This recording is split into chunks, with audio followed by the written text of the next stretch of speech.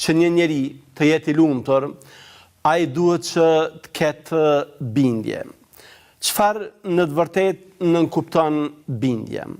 Dietarët musliman e kanë përkufizuar nga perspektiva dhe aspekte të ndryshme. Ibn Qayyim, Allah mëshiroft, ka thënë se bindja nënkupton që zemrës t'i shfaqet një gjë, sikur është duke parë me sytë e vet, dhe në cilën më ai nuk ka dyshim, ajo i bëhet e atill sikur ta ketë parë me sytë e tij. Pra, bindja nënkupton që disa gjëra që ne nuk i kemi parë, ato të jenë aq shumë të qarta për ne dhe të jenë të ngulitura, të jenë të rrënjësuara në zemrat tona, saqë bëhen sikur ne t'i kemi parë ato. Dhe kjo me fjalë tjera, siç edhe e ka shpjeguar dietari i madh nga mesi i sahabeve, Abdullah ibn Mesudi, Allah qoftë i kënaqur me të, nënkupton se bindja në të vërtetë është i tërë besimi. Pra, kur ne flasim për bindjen, ne në të vërtetë po flasim për besimin. Ky sahabi i nderuar ka thënë: "El-yaqinu huwa al-imanu kullu." Bindja është besimi i tëri. Pra, bindja dhe besimi janë sinonime njëra me tjetrën.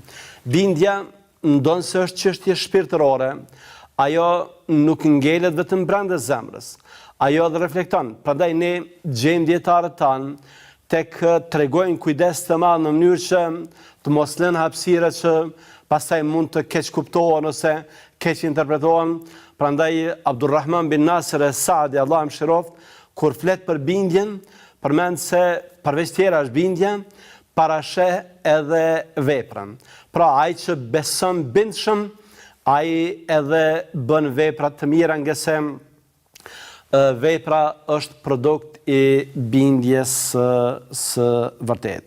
Bindja është shkalla më e lartë e besimit dhe është mbase ajo nuanca më e theksuar e devotshmërisë. Allahu te bareke ve teala kur përmend besimtarët e devotshëm, në mesin e tipareve të tyre përmend edhe bindjen. Ja se çfarë thot Allahu: "Tasin tilke ayatul Qur'ani wa kitabin mubin."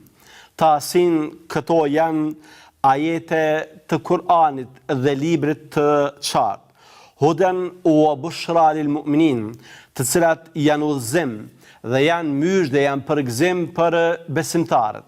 Për cilët besimtarët, cilat janë tiparet e tyre?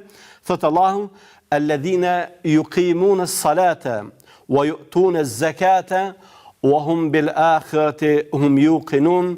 Ata që e falin namazin, e japin zakatin dhe që bindshëm besojnë në botën tjetër. Pra, besimtari që ka bindjen, besimtari që ka yekinin, është prej këtyre kategorive më të veçuara të besimtarëve.